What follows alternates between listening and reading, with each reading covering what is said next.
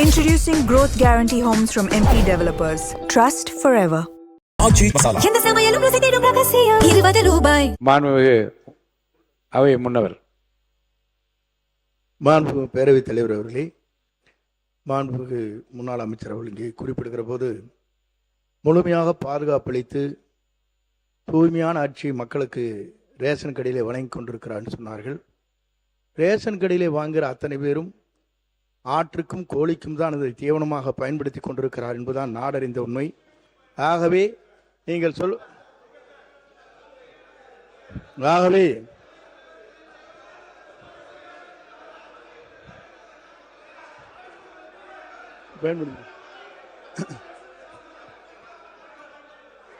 ஆகவே ஆகவேதான்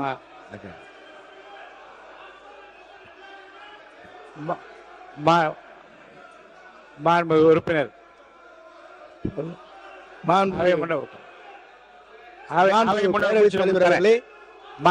முன்னவர் முடித்தவுடன் உறுப்பினர் கோவி ஸ்ரீன் அவர்கள் பேச அவை முன்னவர் முடிங்க. அவை முன்னவர் முடிங்க. அவை முன்னவர் முடிங்க. உட்காருங்க. அவை முன்னவர் அவை முன்னவர் அவை முன்னவர் நீங்க முடிச்சிட்டீங்களா? முடிங்க முடிங்க. நீங்க முடிங்க. உங்களுக்கு தரேன், வாய்ப்பு தரேன். அவை முன்னவர் பேசி முடித்து உங்களுக்கு வாய்ப்பு தரேன். நீங்க ரெண்டு பேருமே பேசலாம். உட்காருங்க. நீங்க கோவை செடியன் நீங்களும் பேசலாம், அவரும் பேசலாம். ரெண்டு பேருக்கும் உட்காருங்க. உட்காருங்க. உட்காருங்க. நீங்க உட்காருங்க. பேரவைத் தலைவர் அவர்களே உட்காருங்க. சொல்லுங்க. நீங்க சொன்னீங்க, அதுக்காக சொல்லியிருக்கேன். அதற்காகத்தான் நம்முடைய முதலமைச்சர் அவர்கள் சன்னரக நெல்லை உற்பத்தி செய்ய வேண்டும் என்பதற்காகத்தான் இந்த தொகையை உயர்த்தி கொடுத்து எதிர்காலத்தில் சன்னரகை தான் இந்த மக்கள் வேண்டும் என்று விரும்புகிறார்கள். அண்டை மாநிலங்களிலிருந்து அந்த அரிசி வருகிறது, பல இடங்களிலிருந்து வாங்கப்படுகிறது. நம்முடைய சன்னரகம் என்பது உற்பத்தி குறைவாக இருக்கிறது என்பதுதான் உண்மை. ஆகவே அதை உற்பத்தி செய்ய வேண்டும் என்ற நோக்கத்தோடு தான் அந்த பணிகளை மேற்கொண்டார்கள். மாண்பு உறுப்பினர்கள் சொல்லுகிற போது இல்லை அதை மாற்ற ஒரே சொல்லிடுறேன். இல்லை சொல்லிடுறேன்.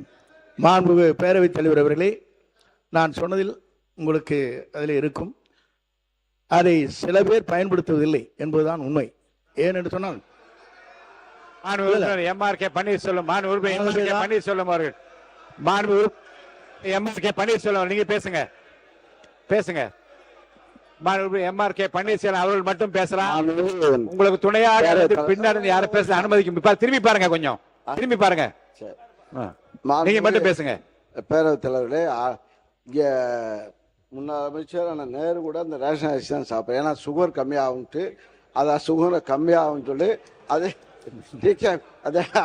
மோட்டா அரிசி சாப்பிட்றாரு. அதனால எல்லாரும் உறுப்பினர் கே நேரு அவர்கள் பேசட்டும். மாண்புமிகு பேரவைத் தலைவர்களே, அவை முன்னவர் என்ன அர்த்தத்தில் அப்படி சொல்கிறார்? ஆட்டுக்கும் மாட்டுக்கும் என்பதெல்லாம் இல்லை.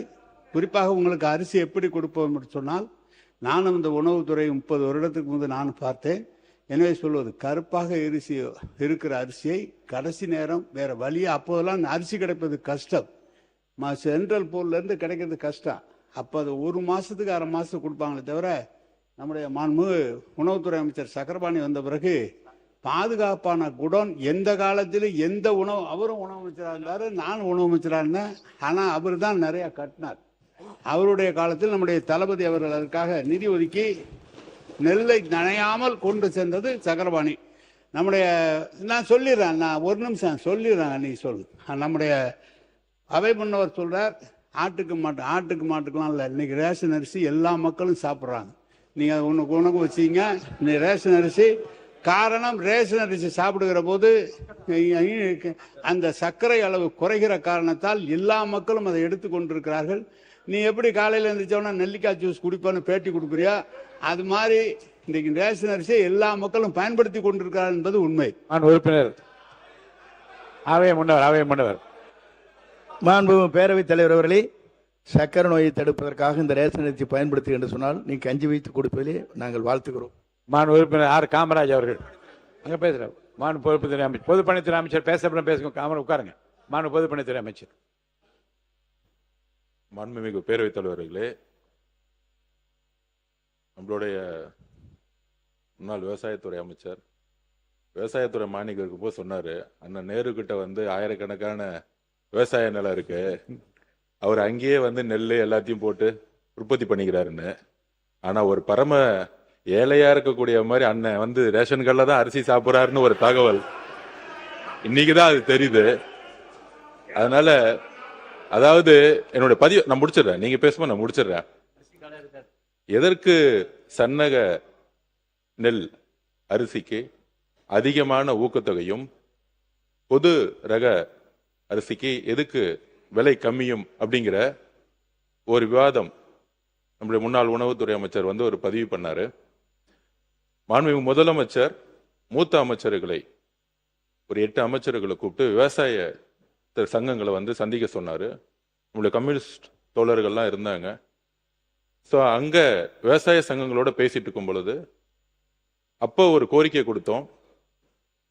உணவுத்துறையில ரேஷன் சிஸ்டத்துல அரிசியோடைய நான் சிறு வயதிலேயே பிஹெச்ல இருக்கும் பொழுது ரேஷன் கடையில் போய் அரிசி வாங்கி சாப்பிட்ட கும்பிட்டு தான் என்னோட குடும்பம்.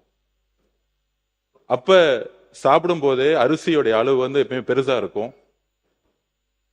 அதோடைய கலர் வந்து பாத்தீங்கன்னா நம்மளுடைய எல்லார் வீட்லயும் இப்ப நம்ம சாப்பிடக்கூடிய அரிசி நிறைய பேர் சில சட்டமன்ற உறுப்பினர்கள் ரேஷன் அரிசி சாப்பிட்றான்னு சொல்றாங்க. நம்ம அது தனிப்பட்ட இது நான் போல. பெரும்பாலும் இங்க இருக்கக்கூடிய சட்டமன்ற உறுப்பினர்கள் தன்னுடைய மனசாட்சிப்படி தெரியும் யாரும் ரேஷன் கடையில இருந்து அரிசி வாங்கி சாப்பிடுறது இல்லை. பெரும்பாலும் நான் இதுதான் உண்மையதான், நாங்கள் உண்மையை பதிவு பண்றோம். இங்க வந்து மக்கள் என்ன நினைக்கிறாங்கிறத உண்மையை நம்ம பதிவு பண்ணணும். இதுல வந்து இந்த ஆட்சி அந்த ஆட்சி போன ஆட்சி 50 வருஷம் ஆட்சி பத்தி பதிவு பேசல.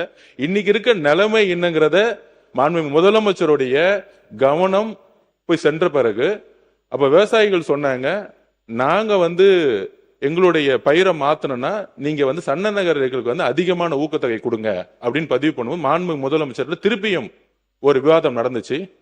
அப்ப மாண்புமிகு முதலமைச்சர் சொன்னாரு, மற்ற ஆட்சிகள்லாம் விட்டுருவோம், நம்ம ஆட்சியில கொடுக்கக்கூடிய அரிசி சன்ன நகர் நெல்லா நம்ம கொடுப்போம், அரிசியா கொடுப்போம் மக்களுக்கு. நம்ம ரேஷன்ல கொடுக்கக்கூடிய அரிசியை அனைத்து ரேஷன் கடையில் வச்சிருக்கக்கூடிய எல்லா மக்களும் முக்கியமாக தாய்மார்கள் வாங்கிட்டு போகக்கூடிய அரிசி அவங்க ஒரு அண்ணனா ஒரு அம்மாவுக்கு ஒரு அரிசி கொடுக்கிற இடத்துல அவர் சொன்னது, நம்ம கொடுக்கிற அரிசி அவங்க வீட்டுல சாப்பிடணும், சாப்பிடக்கூடிய அரிசியா மாத்தணும் சொன்னது எங்களுடைய முதலமைச்சர். இது உண்மை. இதற்குதான் சன்ன நகர் நெல் அரிசிக்கு அதிகமான ஊக்கத்தொகை கொடுத்து டெல்டா மாவட்டங்கள்ல இனி வரும் காலங்கள்ல பொது ரக நெல்லுக்கு பதிலா சன்ன நகர் நெல்லை வந்து பயிரிடணும், அவங்களுக்கு ஒரு ஊக்கம் கொடுக்கணும். அவங்க பயிரிட்டாதான் அதை வந்து நம்ம கரெக்டா வந்து ப்ரொக்யூர் பண்ணி மக்களுக்கு ரேஷன் கடையில் கொடுக்க முடியும். ஏன்னா அவங்க அதிகமான வந்து உற்பத்தி வந்து பொது ரகம் பண்ணிட்டாங்கன்னா ரேஷனுக்கு வந்து நம்ம சரியான நெல்லை அரிசி கொடுக்க முடியலங்கிறதுக்காக தான் சன்ன நெல்லை வந்து உற்பத்தி அதிகப்படுத்துறதுக்கு தான் இதை பதிவு பண்றோம். உண்மையாக சொல்லுகிறோம், தாய்மார்களுடைய வழியிலிருந்து சொல்றோம். இன்றைக்கு அதை மாற்றக்கூடிய ஒரு அரசாக 90% இன்றைக்கு அந்த அரிசியை வாங்கி யாரும் சாப்பிடுறதில்ல, இட்லி மாவு யூஸ் பண்றாங்க. அண்ணன் சொல்ற மாதிரி முன்னாடி நிறைய கடத்தல் நடந்துட்டு இருந்துச்சு, இதெல்லாம் தடுத்து ஆந்திராவுக்கு போயிட்டு இருந்துச்சு, கர்நாடகா போயிட்டு தடுத்து நிப்பாட்டி இன்னைக்கு வரக்கூடிய காலத்துல சன்ன நகர் நெல்லை வாங்கி அதை கரெக்டா ஸ்டோரேஜ்ங்கிறது கிடையாது. இது இந்த அரசு அந்த அரசு சொல்ல வரல. அதிகமான உற்பத்தி வரும் பொழுது தார்பாயை மூடி அப்படிதான் நம்ம ஸ்டோரேஜ் பண்ணி வச்சிருக்கோம். 30-40% தார்பாயை தான் மூடி வச்சிருக்கோம். அப்ப ஸ்டோரேஜை உருவாக்கக்கூடிய இடத்துல நம்மளுடைய உணவுத்துறை அமைச்சரும் சரி விவசாயத்துறை அமைச்சரும் சேர்ந்து வந்து தனி திட்டங்களை கொண்டு வந்துட்டு இருக்காரு. ஆனால் 70% இன்னைக்கு ஒவ்வொரு வீட்லயும் தாய்மார்கள் அரசு கொடுக்கக்கூடிய அரிசியை சாப்பிடுறதுங்கிறத உண்மையான சர்வே ரிப்போர்ட். இந்த உண்மையை மாத்துறதுக்காக தான் இந்த சன்ன நகர் நெல்லுக்கான அதிகமான ஊக்கத்தொகையை முதலமைச்சர் அவர்கள் அனௌன்ஸ் பண்ணியிருக்கார். உணவுத்துறை அமைச்சர் ஏதோ சொல்லணும். பேரவைத் தலைவர்களே, நம்ம முன்னாள் அமைச்சர் 2 பேரும் கே நேரு சாரும் அவர் சொல்லியிருந்தாங்க, எங்கேயுமே எங்கள் ஆட்சிகள் நினைவே இல்லைன்னு. எங்கிட்ட சில ரிப்போர்ட்ஸ் இருக்குது, சில ஃபோட்டோஸ் பேப்பரில் கடந்த 1 ஆண்டு காலம் அந்த பேப்பர் ரிப்போர்ட்டாக இருக்குது. அதாவது சும்மா ஒரு எக்ஸாம்பிள் மட்டும் சொல்கிறேன். 2025 டிசம்பர் முதல் வாரத்திலேயே மதுராந்தகத்தில் 5000 மூட்டைகள் மழையில் நினைந்தன. அது பேப்பர் ரிப்போர்ட்டில் பேப்பர் பத்திரிகைகள் நிறையா வந்திருக்கு. அதே போல் விருதாச்சலம் பத்திரிகை நேர விவசாயி சொன்ன செய்தி தான், எங்கேருந்து போடலை. விருதாச்சலத்தில் 5000 நெல் மூட்டைகள் அதே பேர் நினைஞ்சிருக்கு. ஜனவரி 2025 அதில் சிவகங்கை மாவட்டத்தில் இளையான்குடி கொள்முதல் தாமதத்தால் விவசாயிகள்லாம் ரோட்டில் வந்து போராடினாங்க. 2026 பிப்ரவரி மாதத்தில் சேத்தியாத்தோப்பில் சுமார் 1 லட்சம் நெல் மூட்டைகள் தேக்கமடைந்து, எங்கேயும் குடோன் இல்லை, ஸ்பேஸ் இல்லை, லாரி இல்லைன்னு சொல்லி தேக்கமடைந்தது. அங்கேருந்து மூவ் பண்ணாங்க. மானாமதுரை அதில் பல ஆயிரம் மூட்டைகள் நெல் மூட்டை நடந்திருக்குன்னு நினைந்திருக்கிறது. அப்போ விவசாயிகள்லாம் போராடி இருக்காங்க. இதெல்லாம் உங்களுக்காக ஒரு ரிப்போர்ட்டாக வச்சுருக்கேன். இதெல்லாம் பத்திரிகையிலையும் வந்திருக்கு. அந்த இடத்துல ஆய்வு பண்ணி அதையும் பண்ணியிருக்காங்க.